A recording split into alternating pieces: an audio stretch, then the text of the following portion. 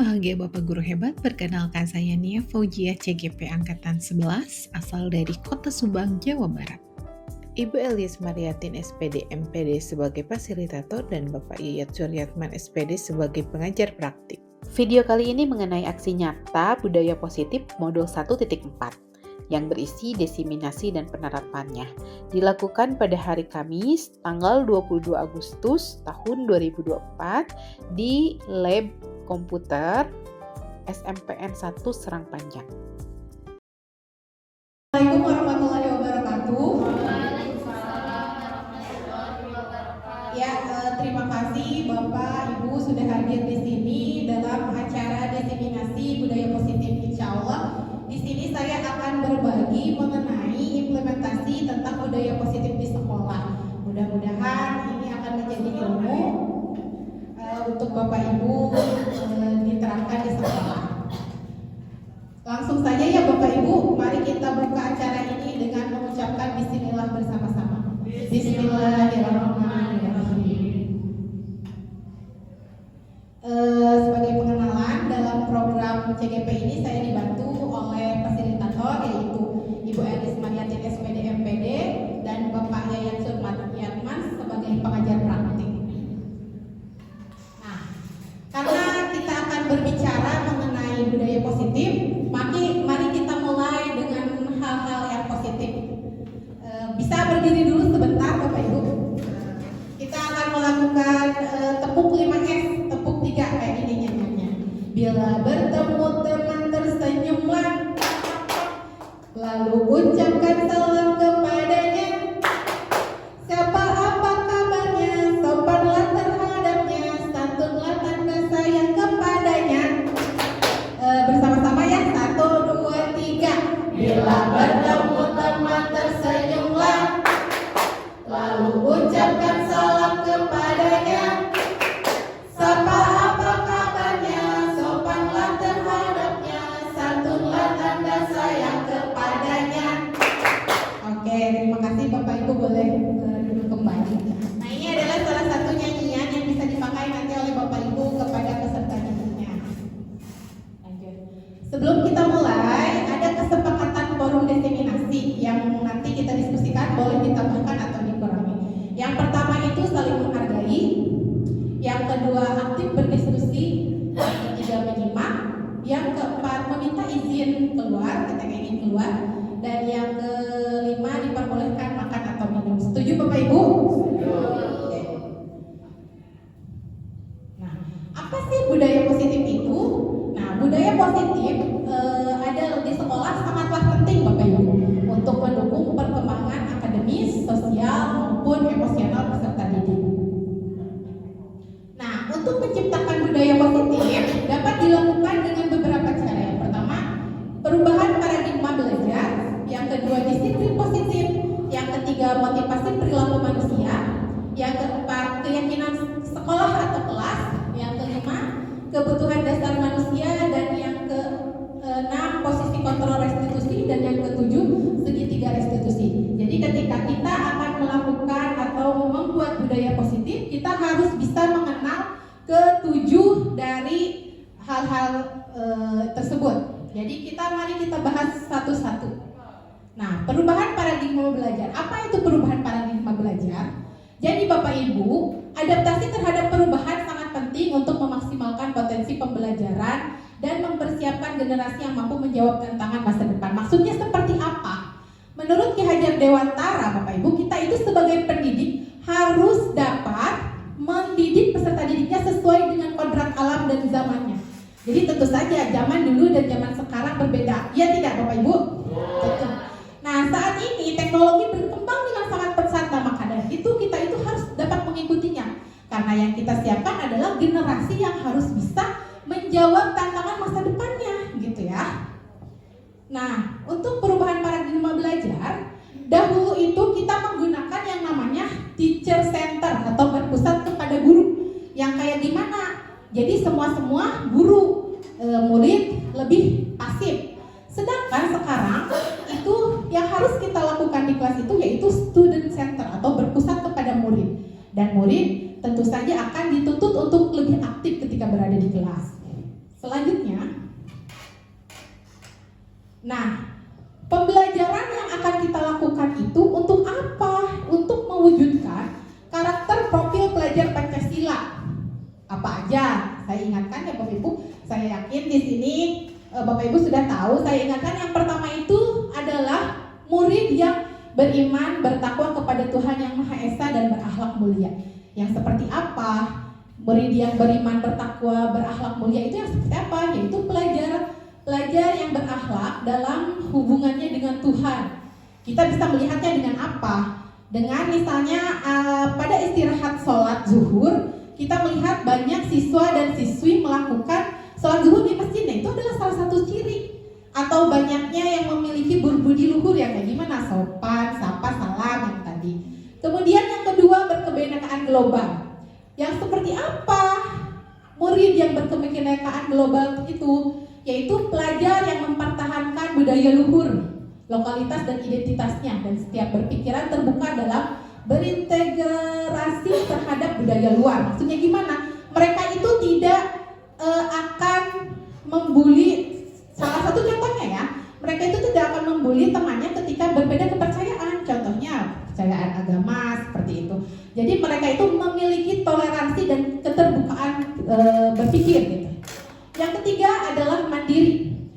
Pelajar yang bertanggung jawab atas proses dan hasil belajarnya. Mandiri itu mampu berdiri di kakinya sendiri, tidak tergantung orang lain. Kadang kan murid kita gimana temennya? Misalnya salah satunya contohnya ketika ingin mengikuti ekskul pramuka. Hari ini kan harusnya diadakan ekskul pramuka. Masih ada murid yang tidak mandiri. Kayak gimana? Kamu ikut ekskul pramuka tidak? Kalau kamu ikut, aku ikut. Kalau kamu nggak ikut, aku nggak ikut. Berarti itu adalah tanda dari murid tersebut tidak memiliki kemandirian. Oke. Yang selanjutnya adalah bernalar kritis. Pelajar yang bernalar kritis mampu secara objektif memproses informasi baik kualitatif maupun kuantitatif, yaitu memiliki kekritisan, ingin tahu segala hal. Kemudian yang bergotong royong. Pelajar yang memiliki kemampuan untuk melakukan kegiatan bersama-sama dengan sukarela, berkolaborasi dengan temannya. Salah satu pengimplementasiannya apa? Piket di kelas, dilakukan secara bersama-sama, tidak saling mengandalkan. Selanjutnya adalah kreatif. Pelajar yang kreatif mampu memodifikasi dan menghasilkan sesuatu yang orisinil, bermakna, bermanfaat, dan berdampak. Nah, inilah dari hasil pembelajaran yang tadi itu kita harapkan murid-murid kita memiliki karakter yang sesuai dengan pelajar Pancasila. Lanjut ya Bapak Ibu. Nah, disiplin positif ini adalah menumbuhkan motivasi intrinsik sehingga murid melakukan suatu hal atas dasar keinginannya yang muncul dari dalam dirinya sendiri, bukan karena paksaan, pujian, ataupun hukuman. Jadi murid yang memiliki motivasi intrinsik adalah murid yang mau bergerak secara sukarela, yang didasari dari kemauan dirinya sendiri, bukan karena misalnya karena gurunya yang ngajak-ngajak hayu cepet, tapi dia itu memiliki kesadaran. Contoh kecilnya misalnya ada sampah, dia ngambil sampah, berarti itu murid tersebut sudah memiliki motivasi intrinsik di dalam dirinya sendiri. Kemudian, nah, motivasi perilaku manusia. Bapak Ibu, ternyata manusia itu berperilaku itu ada motivasinya. Kira-kira nih sebelum saya bahas, apa itu motivasi perilaku manusia? Berbagi saja. Ada yang tahu? Motivasi perilaku manusia? Oke. Mungkin maksudnya di sini motivasi perilaku manusia itu adalah alasan atau dasar-dasar yang misalnya ada seorang guru datang ke sekolah, ternyata ia itu karena takut hukuman datang ke sekolah itu, bukan karena dia memiliki motivasi intrinsik tadi ya. Nah, yang kedua, untuk mendapatkan imbalan atau penghargaan dari orang lain. Jadi ingin kapuji, pengen dipuji oleh orang lain gitu motivasinya tuh. Dan yang ketiga, untuk menjadi orang yang mereka inginkan dan menghargai diri sendiri dengan nilai-nilai yang mereka percayai. Nah, ini motivasi ini yang harus kita bangun untuk peserta didik. Lanjut ya. Keyakinan sekolah atau kelas. Apa itu keyakinan sekolah atau kelas? Ada yang mau? Apa sih? Mungkin Bapak Ibu sebelum kemarin semester 2 itu sudah membuat di kelasnya masing-masing. Apa itu keyakinan kelas atau sekolah?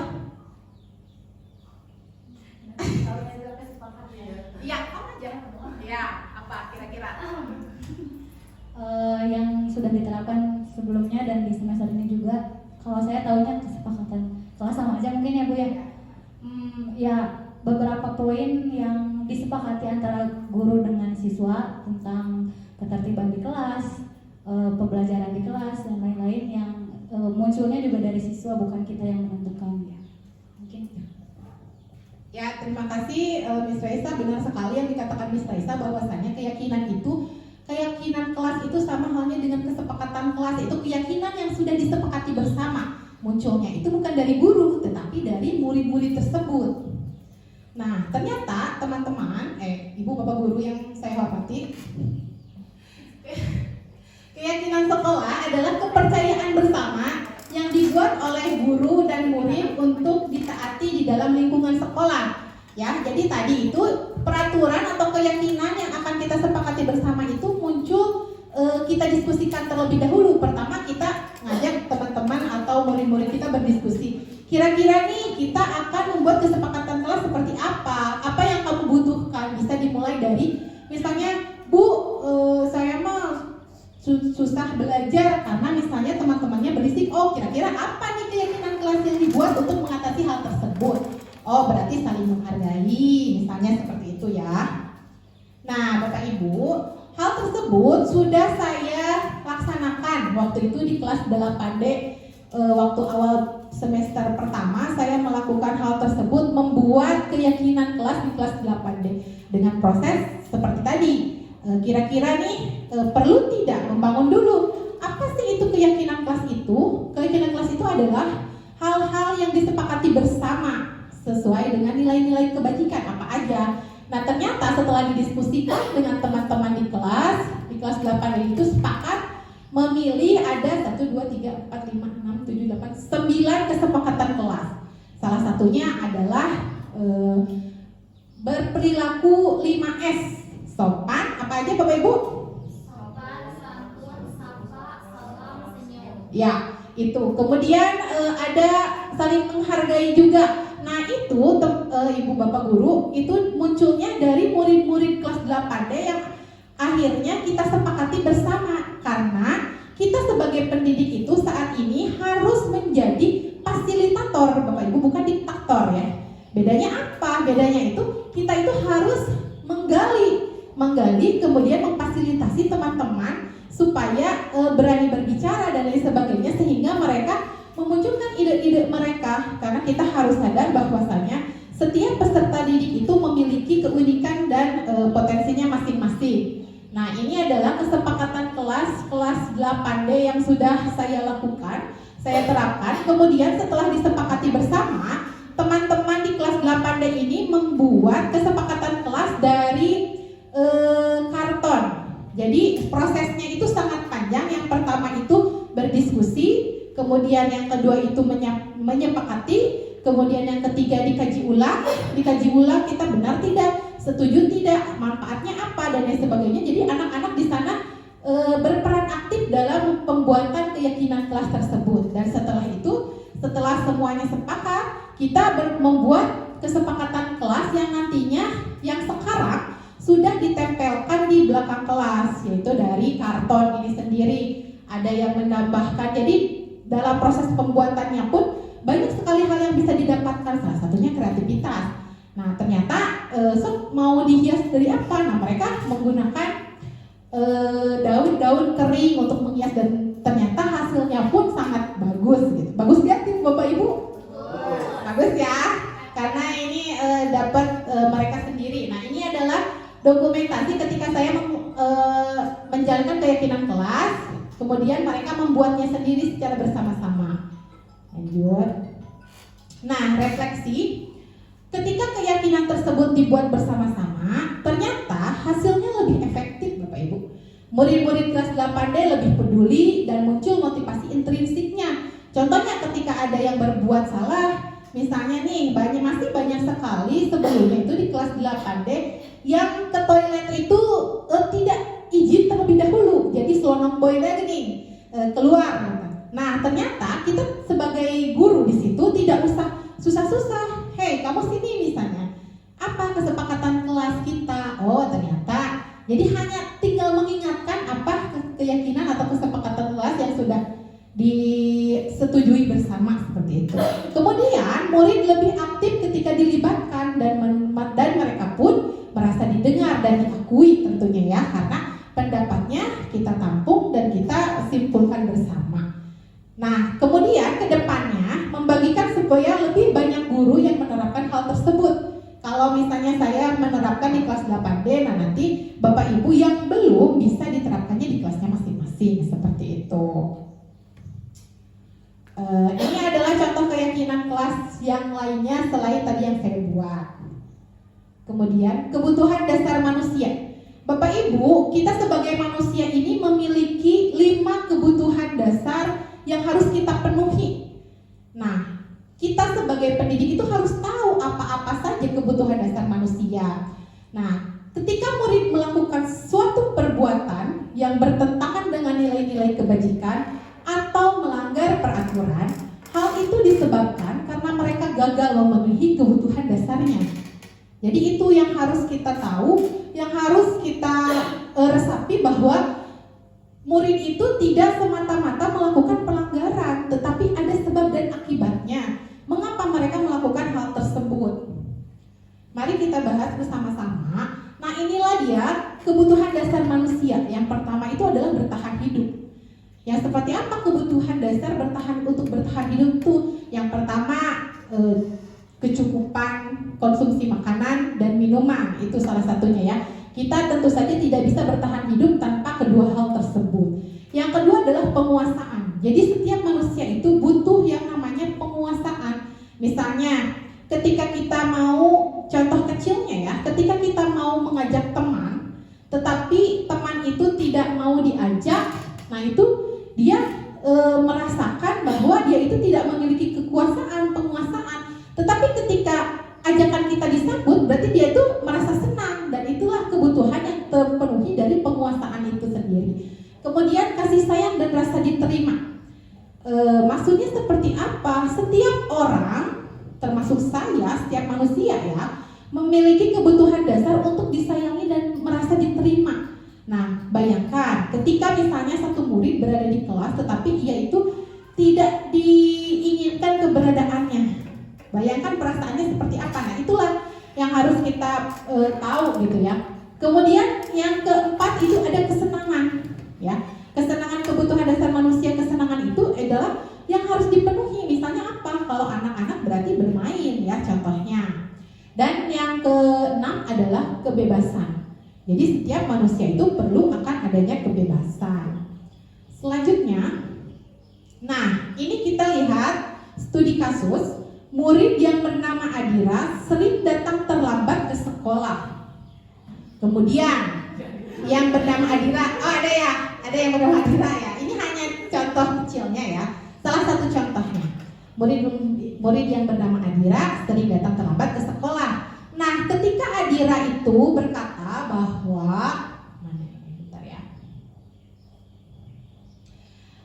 Adira misalnya, kenapa kamu datang terlambat?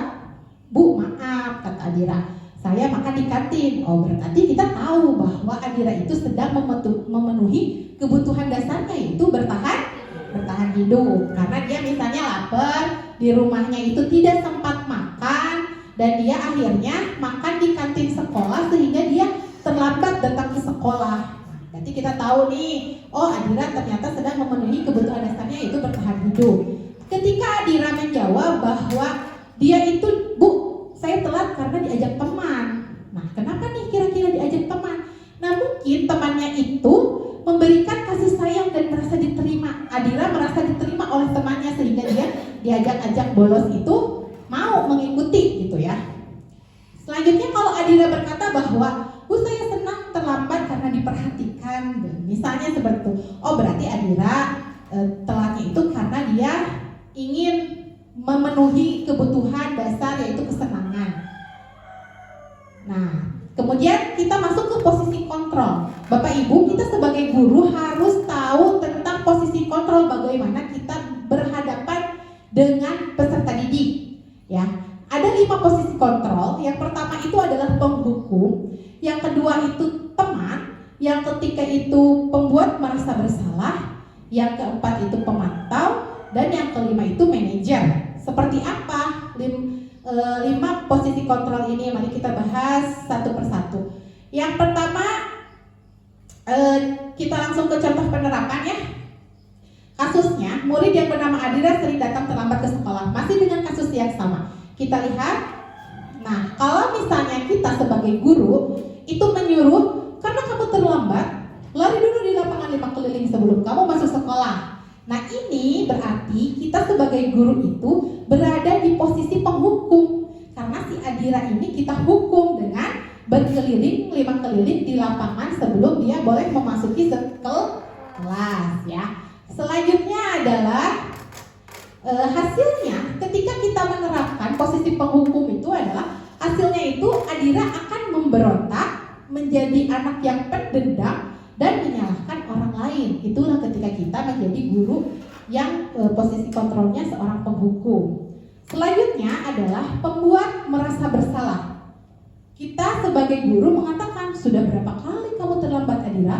Belum benar, ibu benar-benar kecewa sama kamu. Nah ini ketika guru mengatakan seperti ini berarti guru tersebut membuat rasa bersalah gitu, memberikan kesan bersalah kepada Adira bahwa ternyata dia itu sudah mengecewakan gurunya gitu.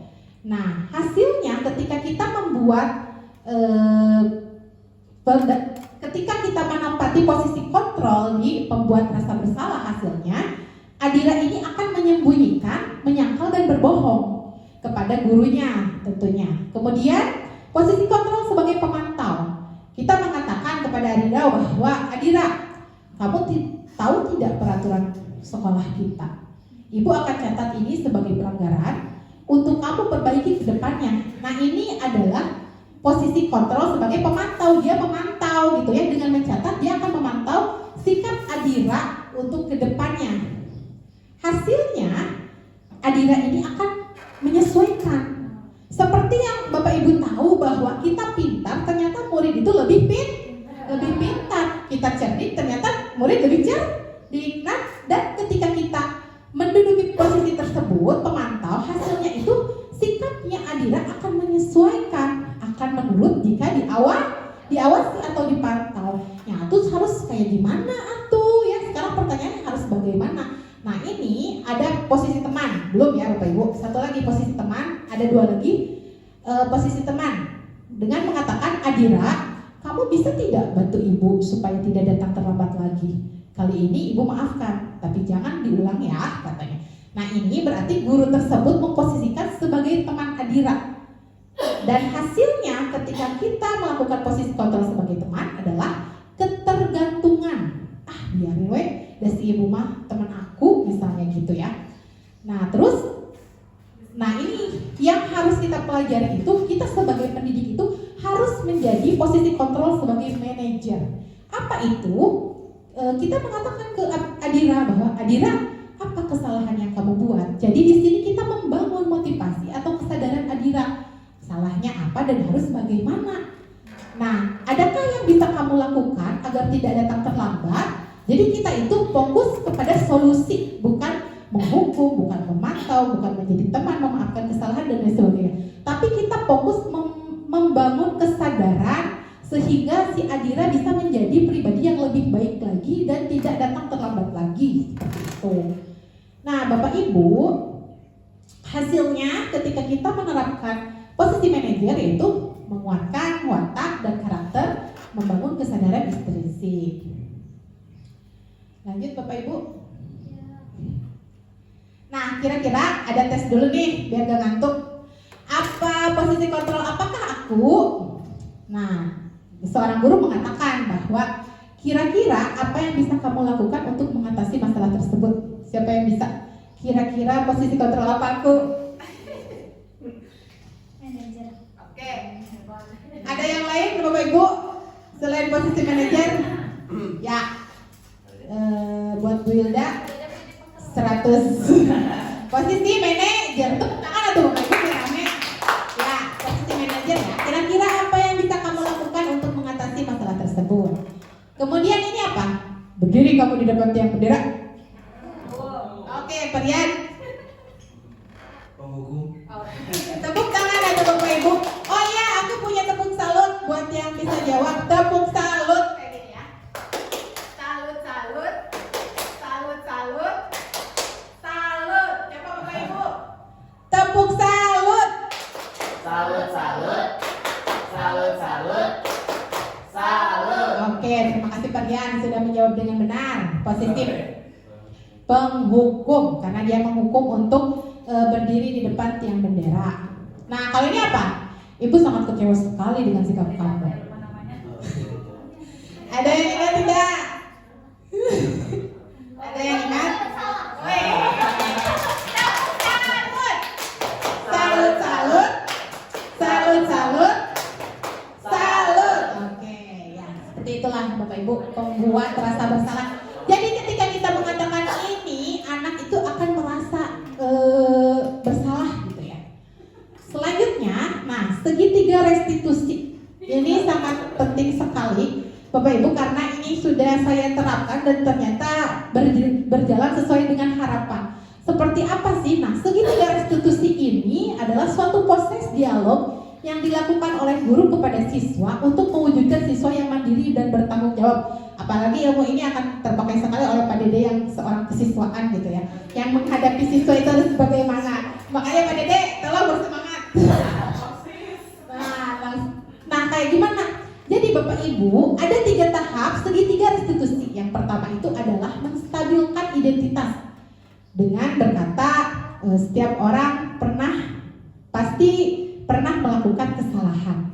Yang kedua, kamu bukan satu-satunya yang pernah melakukan ini. Jadi ketika kita akan menggali atau mencari tahu anak yang membuat salah, kita itu yang pertama yang harus kita lakukan itu yang pertama adalah menstabilkan identitas supaya anak tersebut tenang dan mau terbuka. Beda lagi ketika kita misalnya langsung tinggi gitu ya.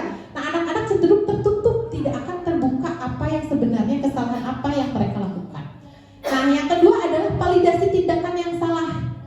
Nah, setelah kita mengajukan pertanyaan ini, validasi tindakan yang salah dengan mengatakan, ini hanya contoh ya, kamu tentu punya alasan mengapa melakukan itu.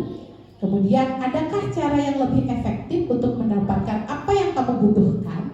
Jadi di sini kita berposisi sebagai posisi control manager dengan mengajukan pertanyaan segitiga restitusi. Dan yang ketiga adalah menanyakan keyakinan kelas apa yang telah kita sepakati misalnya. Kemudian kamu ingin menjadi orang seperti apa? Jadi di sini kita membangun dan menggali. Nah, Bapak Ibu, saya di sini mau bercerita. Saya sudah menerapkan posisi kontrol sebagai manajer dan percakapan segitiga restitusi. Ini kejadiannya tidak sengaja ya Bapak Ibu. Jadi saya tidak sempat memvideokan, ini saja foto saja untuk ada anak di situ. Jadi ceritanya waktu itu saya keluar dari kelas 8E, mau pindah kelas ke 8D. Nah, saya menemukan di situ kakak. Bapak Ibu tahu kakak? Ya, kakak itu nangis di situ. Saya samperlah kakak. Kenapa? Itu si Wildan, cina gitu ya. Kenapa ini dengan Wildan? Ya sudah, saya panggil juga Wildan. Wildan sini, gitu ya. Nah, di sini saya menggunakan percakapan segitiga restitusi kepada Wildan dengan tentu saja posisi manajer dengan nada yang tenang. Wildan, kenapa? Ada apa? Nah, tuh Bu udah horoi Wildan mas. Nah, Bu apa Bu? Wildan mah hanya bercanda katanya. Ini kenapa kakak menangis? Aku bertanya seperti itu kepada Wildan. Terus kata Wildan, tuh Bu orang horoi, Bu horoi, bercanda Bu, bercanda katanya gitu.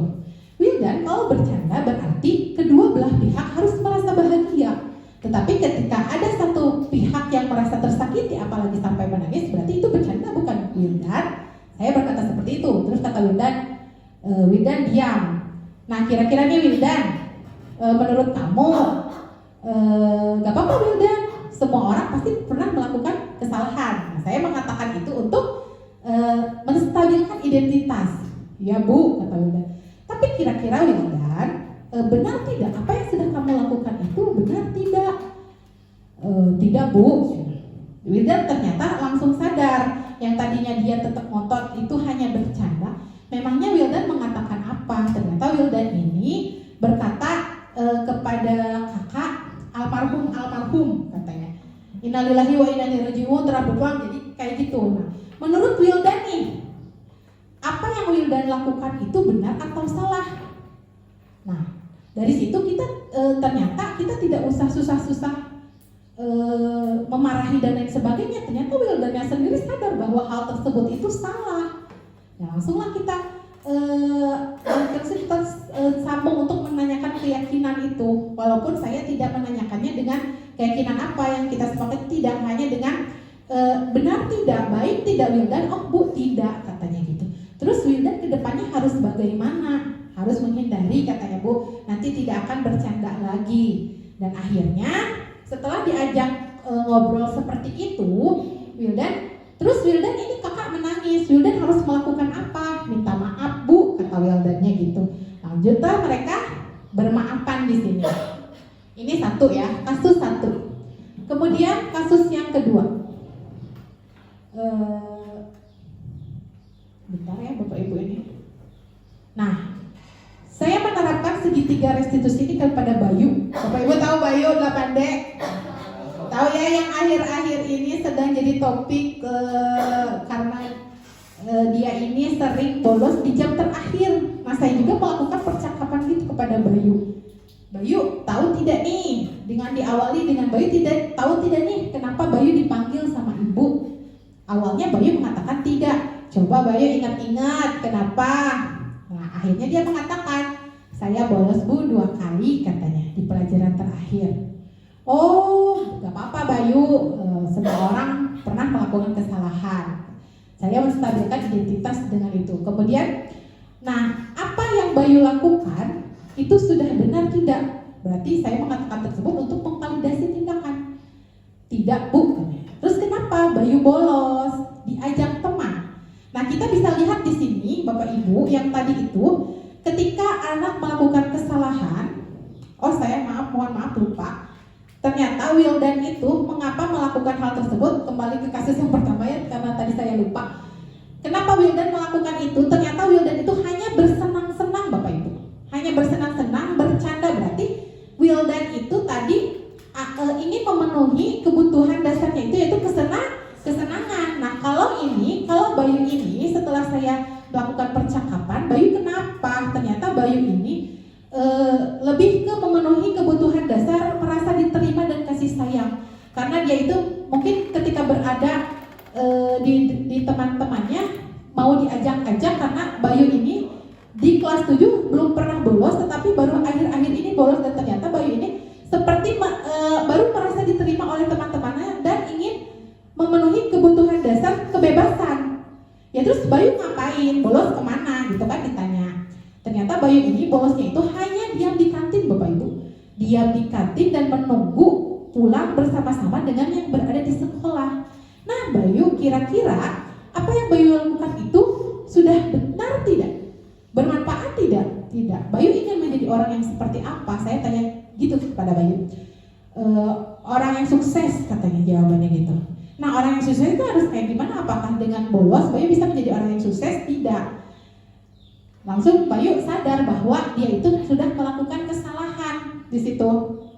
Nah, tidak katanya Bu. Oh ya udah, berarti Bayu kedepannya harus bagaimana? Tidak akan bolos lagi. Alhamdulillah besoknya ketika dicek ya Bapak Ibu, Bayu itu tidak bolos lagi besoknya. Nah, kalau untuk sekarang mudah-mudahan tetap bertahan. Dan berarti PR saya sebagai wali kelas adalah membangun motivasi intrinsik pada Bayu supaya tidak mengulang lagi kesalahan yang sama, karena kita tahu bahwa anak yang melakukan kesalahan itu berarti ada kebutuhan dasarnya yang belum terpenuhi seperti itu. Refleksinya ketika saya melakukan hal tersebut, ketika diterapkan ternyata peserta didik menyadari apa kesalahannya dan menemukan solusinya sendiri. Jadi tanpa kita marahi, tanpa kita bentak-bentak, tanpa kita dan lain sebagainya, ternyata mereka sadar bahwa mereka itu melakukan kesalahan gitu ya. Percakapannya lebih positif dan efektif, fokus kepada solusi, dan kita sebagai guru bertindak sebagai manajer yang menggali dan memfasilitasi peserta didik mandiri dan bertanggung jawab seperti itu. Jadi Bapak Ibu ini bisa jadikan pelajaran untuk kita semua bahwasanya kita itu sebagai pengajar itu harus menjadi fasilitator yang mampu menggali, mencari solusi, bukan menambah-nambah misalnya beban anak seperti itu. Nah, baik. Bapak Ibu, ada tidak yang mau berbagi di sini contohnya demonstrasi gitu? Contohnya ada kasus mengenai apa ya? Hari ini ada yang menemukan kasus gak di kelasnya Bapak Ibu? Ada. Apa? Apa? Kasusnya apa? Oke. Ya. Oke. Tadi saya waktu di meja piket bersama Bu Ida dan Varian dihampiri oleh beberapa anak perempuan kelas 7C, kebetulan saya wali kelasnya. Kemudian salah satu siswinya itu bernama Suci, dia ngadu katanya, Miss aku teh udah jajan katanya, beli pop es sama beli pentol kalau nggak salah, disimpan di meja, terus dia teh kumpulan semit hari apa padus gitu. Pas balik ke kelas makanannya sudah habis katanya gitu. Katanya dia nggak tahu itu yang habisin siapa gitu. Oke, melihat kasus barusan Bapak Ibu, kira-kira pelakunya udah ada belum ya? Ada, tapi enggak satu orang lebih dari satu. Oh, jadi lebih dari satu. Berarti kira-kira kalau misalnya kita misalkan saja ya, kita misalkan bahwa pelakunya siapa? Bapak Ibu siapa yang akan kita kambing hitamkan? Udin ya. Misalnya nih kasusnya itu makanan suci itu dimakan oleh Udin. Ayo, siapa yang berani? Kira-kira percakapan pendidik dengan Udin itu apa sih? Ada yang menjadi Udin dan ada yang menjadi guru. Ayo, Bapak Ibu maju ke depan. Siapa yang akan menjadi Udin? Siapa yang akan menjadi guru? Oke, Pak Rahmat, Udin maju Pak Rahmat. Bapak Pak Rahmat, Udin hanya menjawab pertanyaan dari guru. Ayo Pak Rahmat, satu Pak Rahmat. Ayo, yang ini siapa yang menjadi gurunya? Oke, Bu Yunda, oke, Bu Yunda. Pak Rahmat maju ke depan, Pak Rahmat. Tepuk tangan itu, Bu. Ayo. Udin apa yang makan?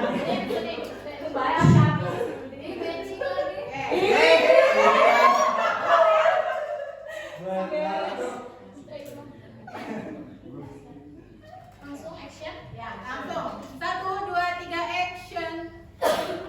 Udin.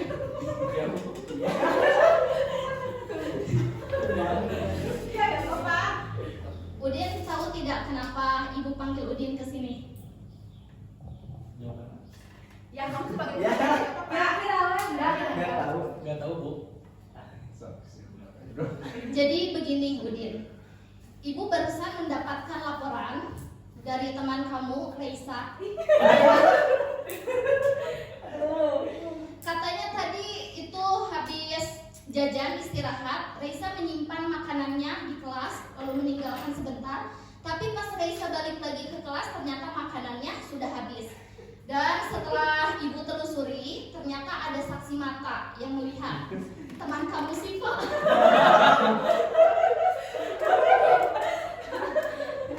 Ada teman kamu yang melihat bahwa kamu itu memakan makanan milik Reisa. Coba ibu ingin tanya, apakah itu benar yang melakukannya itu Udin?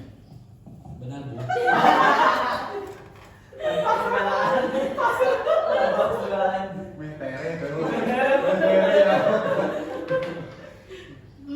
Begini, menurut Udin itu perilaku seperti itu baik untuk dilakukan atau tidak?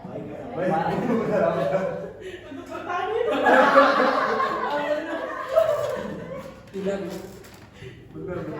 Tidak ya.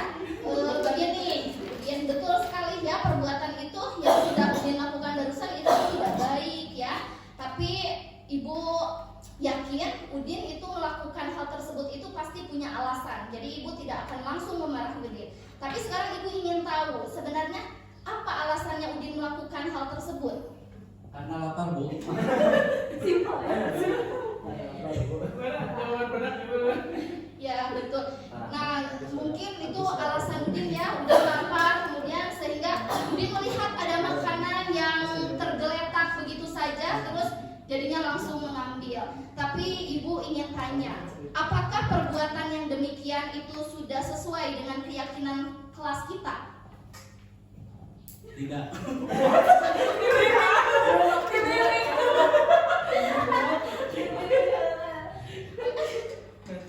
Jadi tidak ya, betul sekali, itu tidak sesuai dengan keyakinan kelas kita. Coba ibu ingin tanya lagi, keyakinan kelas apa yang sudah Udin langgar?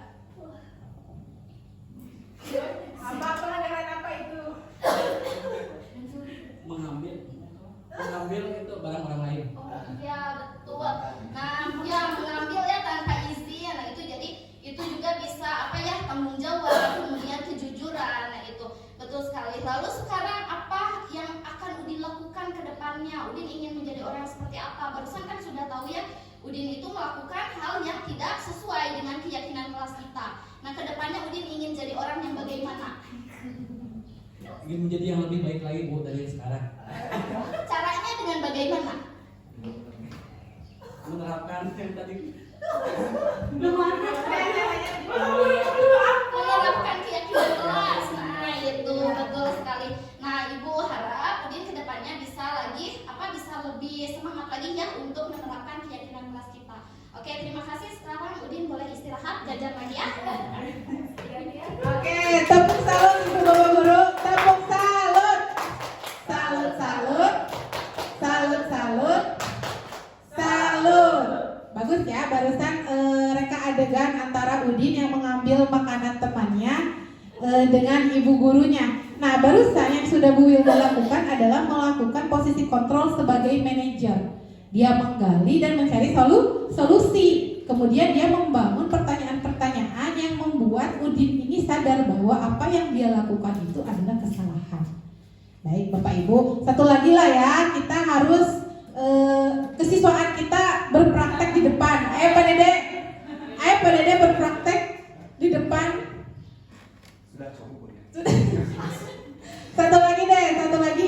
Satu lagi.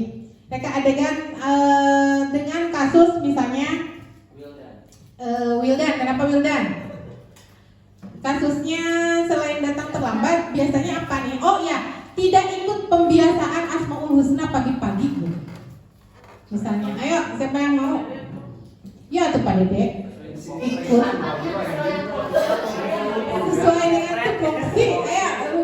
Ayo, contohnya siapa? Oke, siswa sini Bu Fikri yang membolos tidak ikut pembiasaan. Dengan Bu Sipa. Ayo, Miss. Ini reka adegan. Reka adegan ini murid yang bernama Fikri ini tidak mengikuti pembiasaan pagi hari yang dilakukan oleh sekolah. Kita kan di sekolah SMPN 1 Serang Panjang ini ada pembiasaan pagi. Nah, Bu Fikri ini datang ke kelasnya itu setelah teman-temannya beres pembiasaan pagi di lapangan. Oke. Miss. Ayo Miss, sebagai gurunya gitu. Nah, Miss harus berdiri Miss di sini Miss. Ya.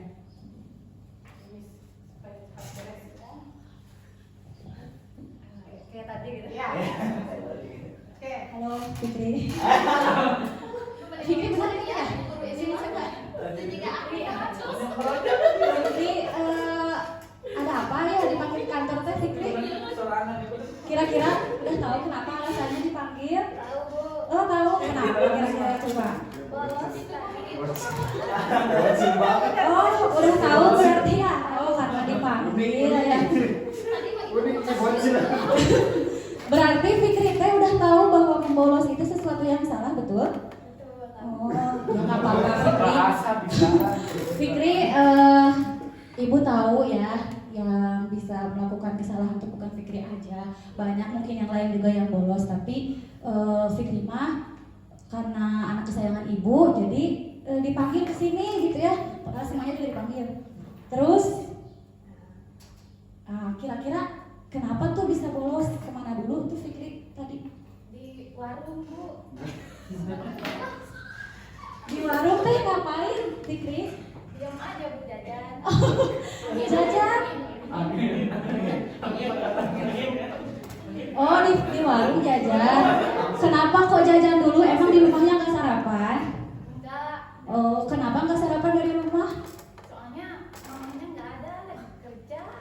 Oh lagi kerja. Kan bisa beli sendiri bikin sendiri nggak sempet? Emang bangunnya jam berapa? Kenapa ini masuk ke saku tasnya? Nggak punya bekal. Oh nggak punya bekal tapi jajan ke kantin gimana ya maksudnya? Oh jajan permen untuk sarapan. Ya Allah kasihan sekali Fikri, saya jadi mau ngasih uang. Kira-kira harusnya menurut Fikri ada solusi lain nggak sih daripada harus bolos gak ikut pembiasaan? Gimana coba caranya menurut Fikri supaya nggak bolos tapi tetap kenyang perutnya? Gimana kira-kira? Ke rumah saudara minta makan. Oh itu boleh tuh solusi juga ya. Nah udah tahu berarti bisa ya kalau mama nggak ada di rumah bisa ke saudara, nenek, ke tetangga ya bisa untuk minta sarapan atau belajar masak sendiri ya di rumah, masak apa atau masak telur ya, masak nasi. Jadi ke sekolah teh perutnya udah kenyang ya, bisa fokus belajarnya, nggak usah bolos lagi ya gitu. Terusnya apa tuh? Menurut Fikri kalau misalnya ke depannya Fikri tuh mau jadi apa sih? Mau jadi orang yang kaya. Mau jadi orang yang kaya. Kalau orang kaya itu harus gimana Cina? Bisa tiba-tiba kaya nggak? Nggak bisa. Harus gimana tuh? Harus sekolah yang wajib. Itu udah tahu ya kalau mau jadi kaya Cina harus sekolah, benar itu teh? Menurut Fikri benar? Ya biar Nah. cita-citanya tercapai. Amin ya. Jadi berarti setelah ini jangan diulangi lagi ya untuk apa lebih rajin lagi sekolah itu sendiri harus gimana Cina? Harus sarapan ya, harus sarapan di rumah, terus harus ikut apa? Harus ikut pembiasaan. Ya sesuai dengan kesepakatan kita ya. Iya. Di kelas kan harus hadir tepat waktu, betul? Harus mengikuti semua pembelajaran ya. Berarti yang tadi teh mengikuti kesepakatan kelas atau enggak? Enggak. Berarti kedepannya sudah tahu harus seperti apa ya? Ya. Oke, ya udah jangan diulangi. Semoga nanti bisa terlaksana apa yang sudah direncanakan barusan. Nanti kalau nggak punya uang minta ke ibu aja ya. Ke Ibu Wilda maksudnya. Terima kasih. Assalamualaikum. Tepuk salut. Salut.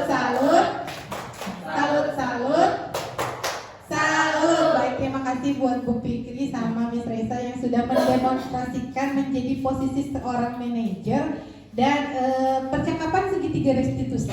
Nah, kira-kira apa yang tadi mau dipenuhi oleh Bu Fikri sehingga Bu Fikri bolos?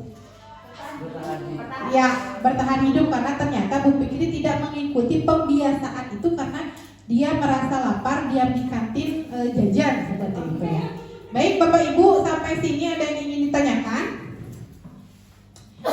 Selanjutnya, alhamdulillah semua materi sudah tersampaikan. Berikut membuat budaya positif itu sangat penting ya Bapak Ibu, sehingga nanti peserta didik itu terbangun motivasi intrinsiknya sehingga dia melakukan segala hal itu atas dasar keinginannya dan kesadarannya, bukan karena misalnya didorong-dorong atau misalnya karena dipaksa-paksa oleh orang tuanya. Jadi yang harus kita siapkan ini adalah generasi, kembali lagi generasi yang harus mampu menjawab tantangan zamannya. Tentu saja sekarang kita dihadapkan dengan murid-murid generasi apa? Generasi alpha ya, disebut-sebut sebagai murid generasi alpha yang tidak bisa dipisahkan dari media sosial yang dia aktif. Nah, kita sebagai pendidik itu harus mewadahi hal tersebut. Kita sebagai pendidik harus menciptakan budaya yang positif di sekolah, sehingga dengan adanya budaya positif di sekolah, murid-murid mampu bertahan dari ancaman-ancaman dari media sosial tersebut. Jadi ketika murid tersebut memiliki dasar keyakinan, kepercayaan, yaitu yang tadi ya, beriman, bertakwa, dia itu tidak akan semena-mena terikut-ikut zaman. Contohnya apa? Contohnya nauzubillah ya, sekarang banyak sekali, bukan hanya di luar negeri, di kita itu banyak generasi LGBT ya. Bapak Ibu tahu kan ya, bahwa banyak sekali yang suka sesama jenis. Nah, ketika walaupun di sekolah ini waktunya terbatas, tetapi ketika kita mampu berkolaborasi dari sekolah dengan orang tua, kemudian dengan pendidik dan lain sebagainya, menciptakan budaya positif yang nantinya sehingga anak-anak itu mampu bersikap sesuai dengan nilai-nilai kebajikan universal yang sudah kita sepakati. Gitu Bapak Ibu. Nah, sekarang langkah terakhir kita akan melakukan refleksi. Seperti yang kemarin kita IHT ya, melakukan refleksi dengan 4P. Yang pertama itu adalah peristiwa, yang kedua itu adalah perasaan, yang ketiga itu pembelajaran, dan yang keempat itu adalah penerapan. Maka Bapak Ibu ada yang ingin melakukan refleksinya pertemuan diseminasi ini boleh. Yang pertama peristiwa apa yang Bapak Ibu hadapi di sini, maksudnya apa yang terjadi di sini di ruang lab ini. Kemudian perasaan Bapak Ibu ketika mengikuti atau mendengarkan paparan tentang budaya positif itu seperti apa perasaannya. Yang ketiga pembelajaran apa Bapak Ibu pulang dari sini jangan sampai tidak membawa apa-apa gitu ya. Jadi apa pembelajaran yang Bapak Ibu dapatkan setelah mengikuti budaya positif ini. Dan yang keempat itu adalah penerapan. Apa kira-kira yang bisa Bapak Ibu terapkan? Ayo, siapa yang mau? Oke, Bu Sipa, boleh Bu Sipa ke depan melakukan refleksi. Saya harap ada 2 orang, atau jangan 1 orang ya. Boleh misalnya mau 1 orang, 1. Oke, 1 orang, 1. 1 P. Peristiwa itu apa yang terjadi di sini? Peristiwa yang membuat misalnya ada suatu hal atau suatu pemaparan yang membuat Bu Sipa berkesan atau apa gitu, berdampak pada Bu Sipa atau relate gitu. Peristiwa yang terjadi. Yang paling berkesan gitu ya, yang paling relate dengan sehari-hari kita gitu ya sebagai pengajar. Tadi itu yang 5 posisi kontrol guru gitu ya. Kebutuhan dasar manusia mungkin. Ya, kontrol. iya. Itu kan kita sering serba salah gitu ya dalam menyikapi kesalahan-kesalahan yang dibuat oleh peserta didik kita gitu. Nah jadi karena kita sudah tahu 5 posisi kontrol itu, jadi kita bisa ternyata kita itu ada di posisi yang mana gitu. Dan ternyata selama ini misalnya kita itu ada yang di pemarah atau misalkan pemantau gitu. Jarang sekali kita itu berada di posisi yang tadi manajer itu gitu kan. Kadang kita itu kan terlebih dahulunya tuh malah kesel gitu kan dibandingkan kita itu memahami karakter siswa tersebut gitu. Nah mungkin itu sih yang paling relate banget gitu. Makasih Bu ya. Oke, tepuk tangan Bapak Ibu. Ternyata di sini Bu Sipa mendapatkan pencerahan tentang posisi kontrol tadinya. Yaitu ada posisi kontrol sebagai teman, penghukum, pembuat rasa bersalah, dan manajer.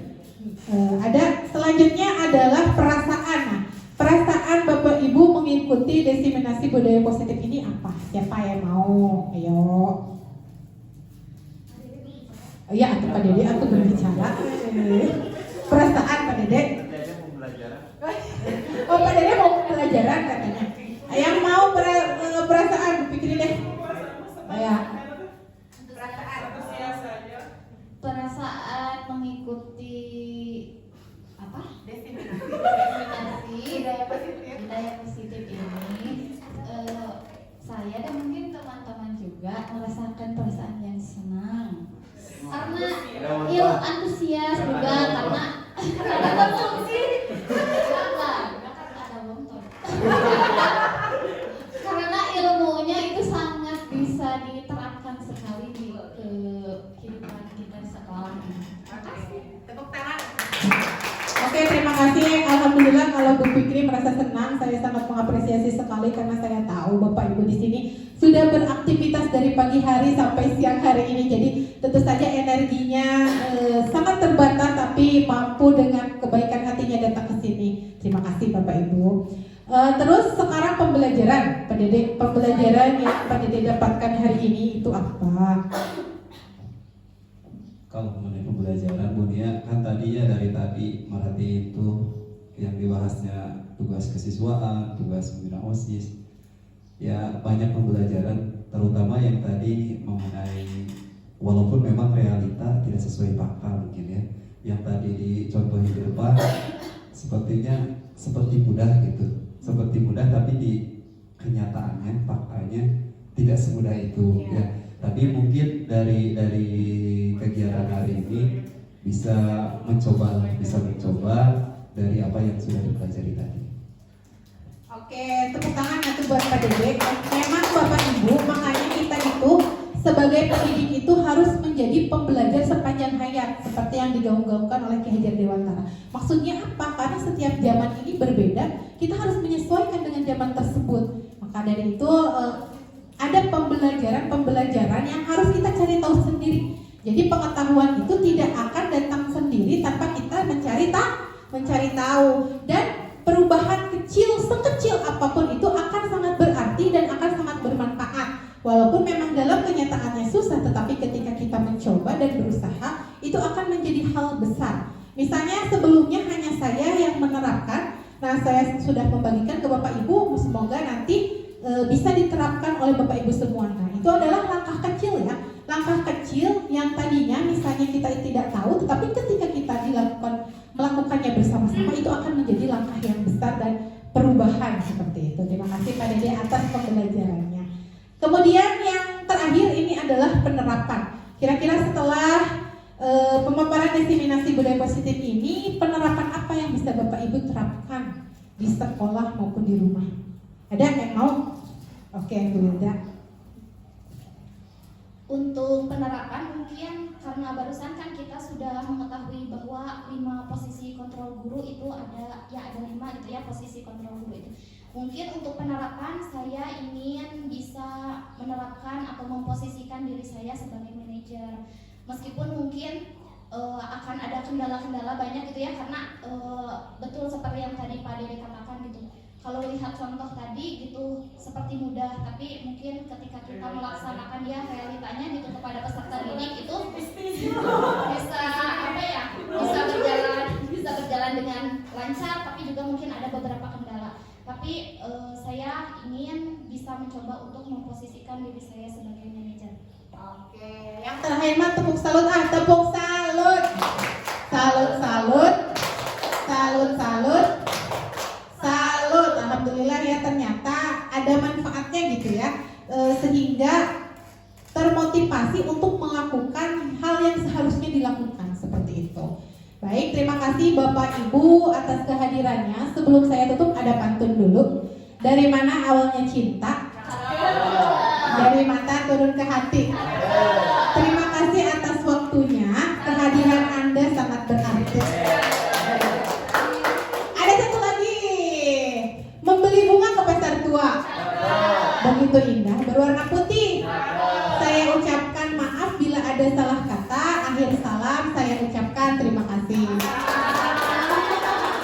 Baik Bapak Ibu, sekian diseminasi positif yang bisa saya sampaikan. Mari kita ucapkan alhamdulillah bersama-sama. Alhamdulillah. Semoga ada manfaatnya yang bisa Bapak Ibu ambil. Saya dengan tulus, dengan hati yang terdalam mengucapkan terima kasih banyak atas ketersediaan Bapak Ibu hadir di tempat ini. Baik, saya tutup dengan salam. Wassalamualaikum warahmatullahi wabarakatuh. Waalaikumsalam.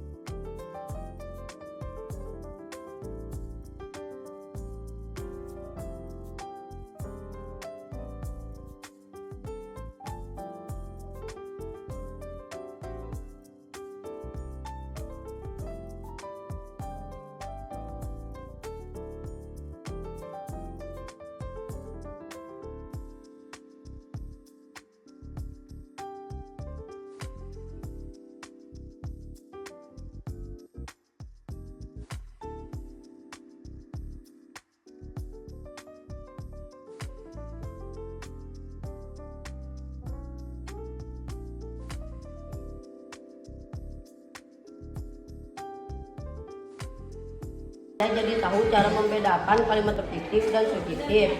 Kemudian penerapan harus ramah kepada orang lain, baik yang dikenal maupun tidak. Terus Bu, Assalamualaikum warahmatullahi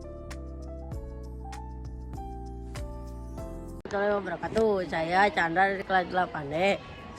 Saya belajar dengan Bunia, saya selalu merasa senang ketika Bunia memberikan pilihan untuk mempresentasikan ke depan. Saya selalu takut ketika maju ke depan, tetapi Bunia selalu memberikan semangat kepada saya. Menurut saya, Bunia adalah guru terbaik di SMP Negeri 1 Serang Panjang. Sekian, terima kasih. Assalamualaikum warahmatullahi wabarakatuh. Saya Sipa dari kelas 8D. Menurut saya, belajar dengan Bunia sangatlah menyenangkan dan juga asik. Belajar dengan Bunia gampang diingat dan juga Bunia sangatlah baik dan lemah lembut. Sekian dari saya. Wassalamualaikum warahmatullahi wabarakatuh. Selamat siang Ibu. Iya, Suci, silahkan duduk. Suci, apa kabar? Alhamdulillah baik. Ibu dengar akhir-akhir ini Suci sering datang terlambat ya? Iya Bu, soalnya saya belum kesiangan. Menurut Suci nih, kesiangan itu suatu kesalahan bukan? Kesalahan. Nah, baik, kesiangan ketika datang terlambat ke sekolah itu hal yang wajar. Karena ibu juga dulu ketika sekolah pernah mengalaminya. Iya Bu. Nah, kira-kira apakah hal tersebut sudah sesuai dengan keyakinan kelas yang sudah kita sepakati? Tidak Bu, saya sudah melanggar. Kira-kira keyakinan kelas apa yang sudah Suci langgar? Disiplin. Baik, apakah disiplin itu penting? Penting Bu, saya menghargai waktu. Ya, betul sekali, menghargai waktu itu adalah hal yang penting karena waktu yang sudah berlalu itu tidak bisa terulang lagi. Kira-kira apa solusi yang bisa Suci lakukan supaya tidak datang terlambat? Tidur lebih awal dan tidak bergadang lagi. Ada lagi cara lain? Memasang alarm dan minta dibangunkan oleh ibu. Ya, sekarang Suci sudah tahu ya solusinya. Nanti ibu bantu juga berkolaborasi dengan orang tua Suci supaya membantu Suci membangunkan di pagi hari. Setuju? Setuju. Terima kasih Bu. Sama-sama. Boleh kembali ke kelas. Esya, kenapa? Sepertinya Eva sedang kesal. Iya Bu, soalnya tadi Adinda mengganggu saya. Saya lagi diam, tiba-tiba dia mengagetkan saya dari belakang. Oh, jadi Elsa melakukan apa? Saya tidak sengaja melempar buku yang saya pegang dan mengenai kepala Adinda. Baik, mempertahankan diri itu adalah hal yang wajar. Ibu tahu apa yang Elsa lakukan, tentu saja ada latar belakangnya. Iya Bu, saya melakukan hal tersebut karena saya kesal. Nah, sekarang coba Elsa pikirkan, apakah hal tersebut sudah sesuai dengan kesepakatan kelas yang sudah kita sepakati? Tidak Bu. Nah, menurut Elsa, keyakinan kelas apa yang dilanggar? Saling menghormati. Nah, apakah saling menghormati itu penting? Penting Bu. Nah, baik. Kalau menurut Elsa itu penting, sikap Elsa ketika marah itu harus bagaimana? Harus lebih bersabar. Iya. Apakah Elsa bersedia memperbaiki itu? Bersedia Bu. Apa yang akan Elsa lakukan untuk memperbaiki masalah ini? Saya meminta maaf kepada Dinda dan lebih bersabar menahan amarah saya. Jika ada yang mengganggu, maka akan saya laporkan kepada ibu. Ya, tepat sekali tindakan Elsa. Alhamdulillah sekarang Elsa sudah mulai tenang. Elsa boleh kembali ke kelas. Baik Bu, terima kasih. Sama-sama.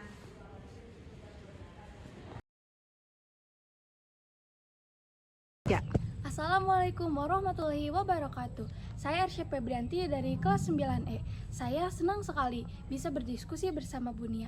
Selain mendapatkan pengalaman yang baru, saya juga bisa mencari solusi dari permasalahan tersebut. Terima kasih. Wassalamualaikum warahmatullahi wabarakatuh. Assalamualaikum warahmatullahi wabarakatuh. Saya Suci Ramadhani dari kelas 9E. Saya sangat senang sekali ketika diajak berdiskusi dengan Bunia, karena saya merasa didengar dan juga memiliki kesempatan untuk berbicara. Semoga semua guru melakukan hal yang sama.